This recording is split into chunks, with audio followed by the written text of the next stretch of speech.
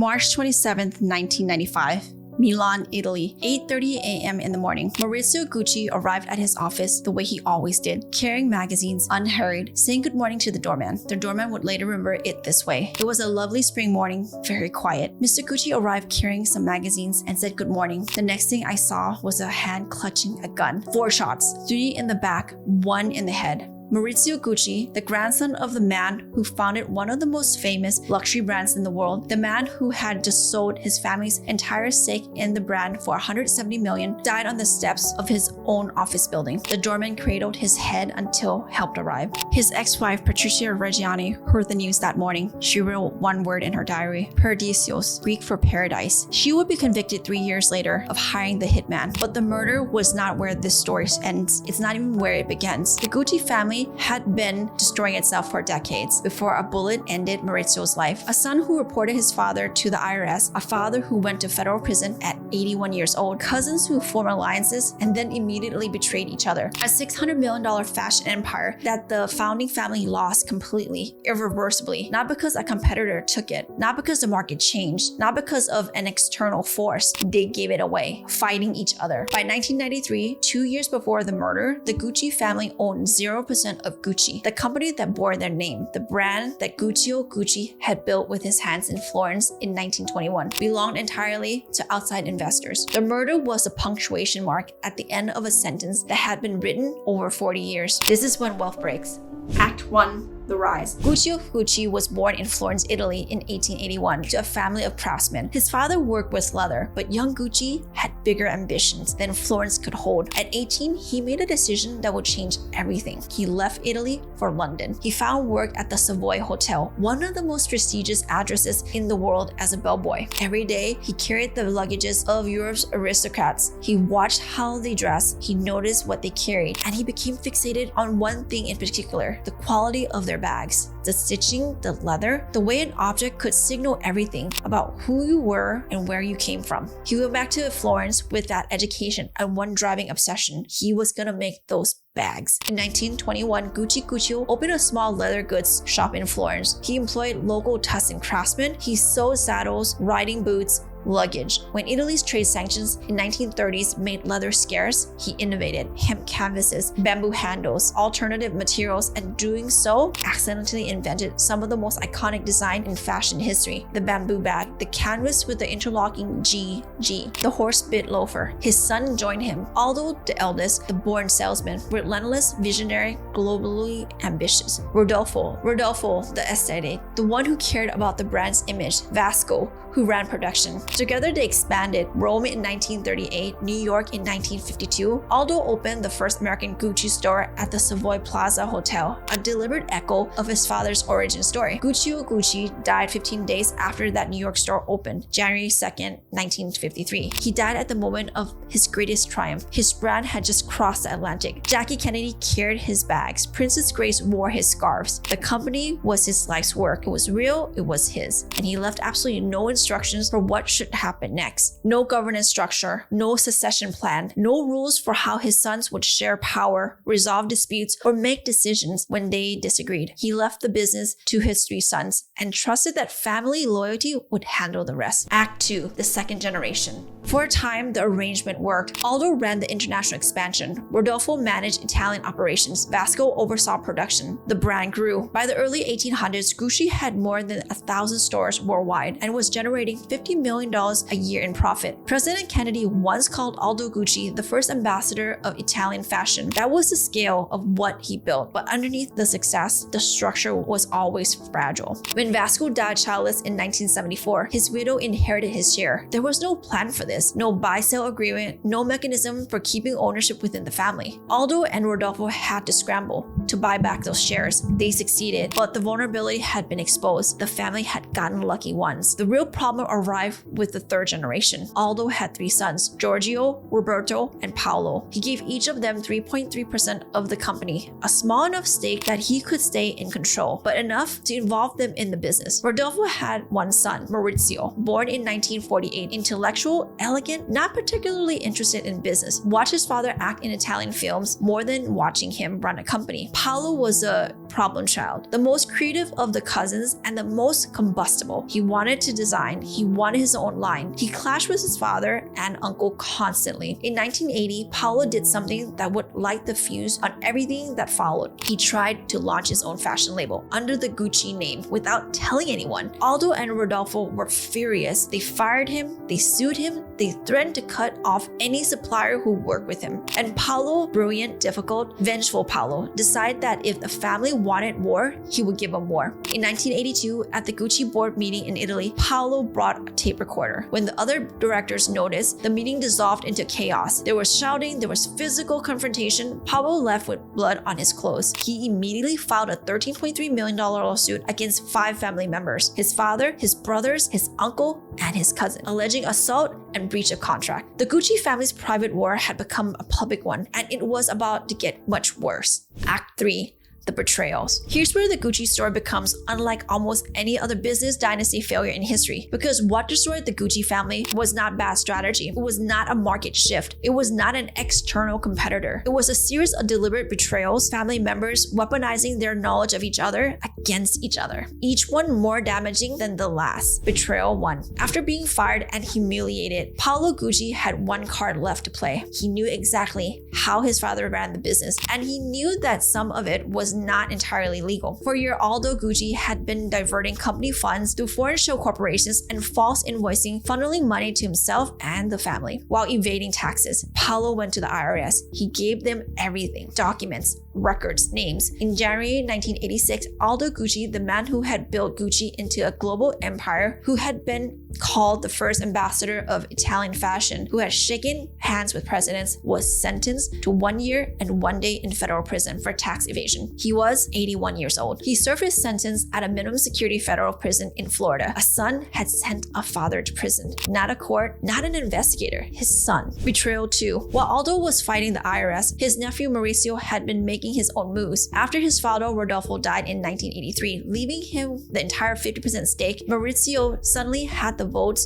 to take control. He needed one more thing: an ally. He found one in his cousin Paolo. Mauricio promised Paolo $22 million for his 3.3% stake, plus support for Paolo's own fashion line. In exchange, Paolo would vote his shares with Mauricio and strip Aldo of his power. The deal was made. In September 1984, the cousins executed their plan, and Aldo Gucci, the man who had run the company for 30 years, was removed from the chairmanship he had built. The alliance lasted 2 months. Almost immediately after Aldo was removed, Mauricio found a way to avoid paying Paolo the promised $22 million. Paolo did what Paolo always did when he felt betrayed. He went to the authorities. This time, he reported Mauricio to the Italian tax investigators for forging his father's signature on inheritance documents. Mauricio fled to Switzerland to avoid arrest. He spent years in legal limbo, fighting extradition, while the company drifted leaderless. Paolo had now reported both his father and his cousin to the law enforcement for money, for revenge, for the right to use his own name on a fashion label. Paolo eventually got what he wanted. He sold his Gucci shares to Invest Corp in 1987 for $42.5 million. He launched his own fashion line. He used a name he had fought for. It failed completely. By 1993, Paolo Gucci, who had received $42.5 million just 6 years earlier, filed for Chapter 11 bankruptcy. He was jailed briefly for failing to pay child support. He was accused of starving horses at his estate. By the time he died in October 1995, he reportedly owed $90 million.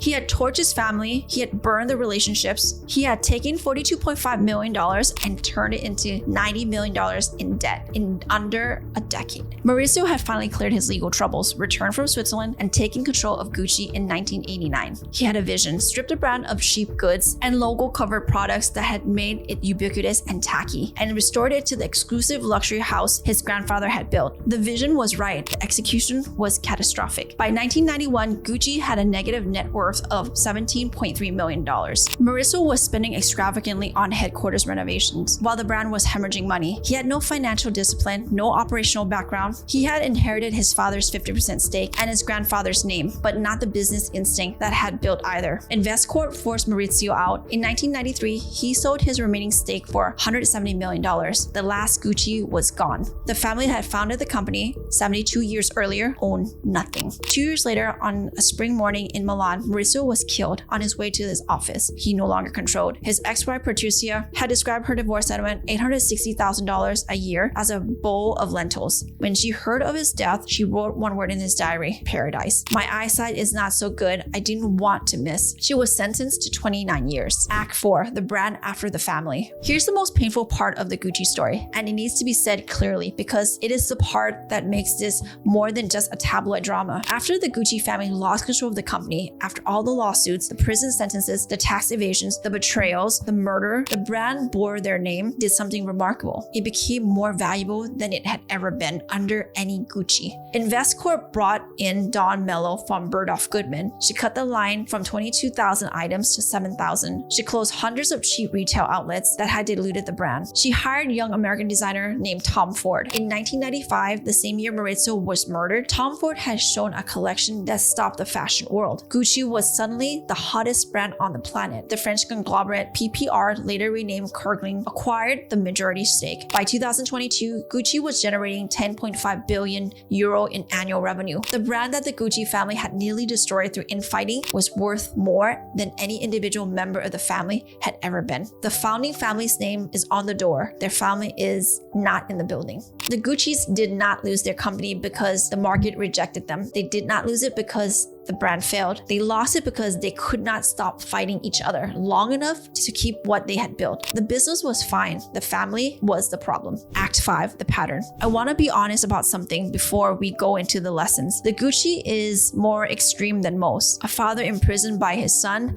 a cousin betrayed for money by the same cousin who needed him to take power, a murder, a trial, prison sentences, bankruptcy. It reads like a screenplay because Ridley Scott actually made it into one. But the underlying dynamics, the specific structural failure that made all this possible, are not extreme at all. They were among the most common failures we see in family wealth. If you are watching this channel, there is a real chance some version of this exists in your own structure right now. There were 3 specific failures in the Gucci dynasty. Each one makes the next one inevitable. Failure 1, no governance, means no rules when it gets hard. When Gucci died in 1953, he left no governance, no structure, no family charter, no shareholder agreement, no mechanism for resolving disputes between the brothers. No rules for how decisions would be made when they disagreed. For our generation, it didn't matter. The brother had grown up together, shared history and mutual respect, held them together. Imperfectly, but sufficiently. The third generation had none of that. Paolo, Maurizio, Giorgio, and Roberto had not built the company they had inherited. They had different visions, different relationships with each other, and had no shared framework for resolving their conflicts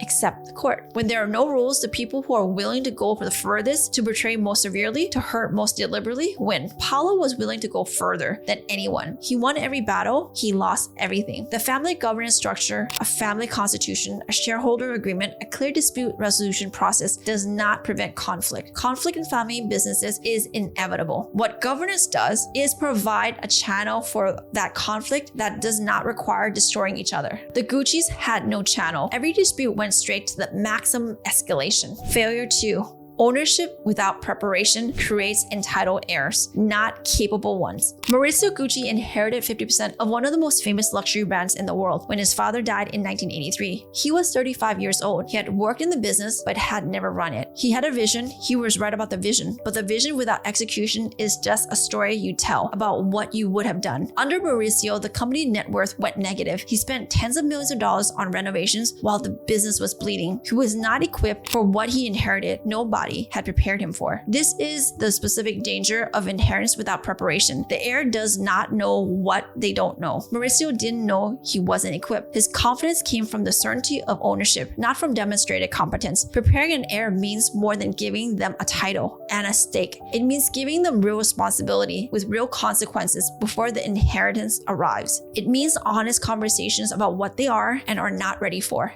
It means building governance structure that protect the asset even from the heirs others' own blind spots. Nobody had the conversation with Maurizio, and the brand paid a price. Failure 3. When family relationships are not maintained, business becomes the battlefield. The single most instructive detail in the Gucci story is the one that separates it from a simple cautionary tale and makes it a genuinely important for anyone building multi-generational wealth. That is, none of what happened to the Guccis was inevitable at any point in the process. There was dozens of moments where a different choice could have changed the outcome. If Gucci had written a shareholder agreement, Vasco's widow could not have threatened the family's ownership. If Aldo had given Paolo a real creative role instead of a token one, Paolo might not have launched his own line. If Maurizio had honored his promise to buy Paolo's shares, the alliance could have held long enough to stabilize the company. If Aldo had structured the business with legal tax planning, his son would have had nothing to report. At every inflection point, the Gucci family chose escalation over resolution. They chose victory over relationship. They chose what they could take from each other over what they could build together. This is not a character flaw unique to the Guccis. It is what happens when family relationships are allowed to decay while the financial stakes increase. The money becomes the only thing holding the family together. And money, as the Gucci discovered, is a terrible substitute for an actual relationship. When there's no relationship left and there are hundreds of millions of dollars in the middle, people do things that are very hard to understand from the outside. They report their father to federal investigators. They betray the cousins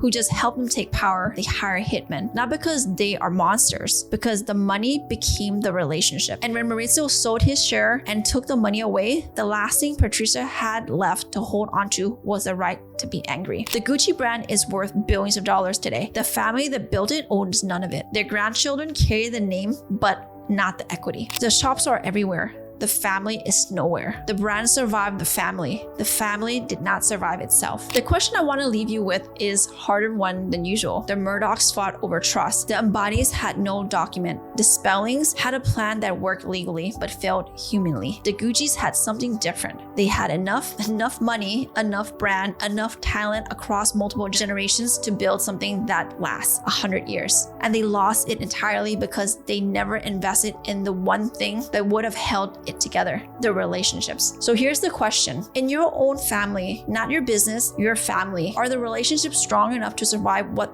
the money might eventually force them to face? Leave your answer in the comment, or don't answer it there. Answer it somewhere. And if you're not sure if this episode made you realize there are conversations you haven't had, structures you haven't built, relationships you've been meaning to invest in, the Where Wealth Breaks assessment was built for exactly that moment. It will show you where your wealth structure is most vulnerable, not just legally, structurally, humanly. It's free and it takes just a few minutes. Link is in the description. The Guccis had everything they needed except a reason to stay together.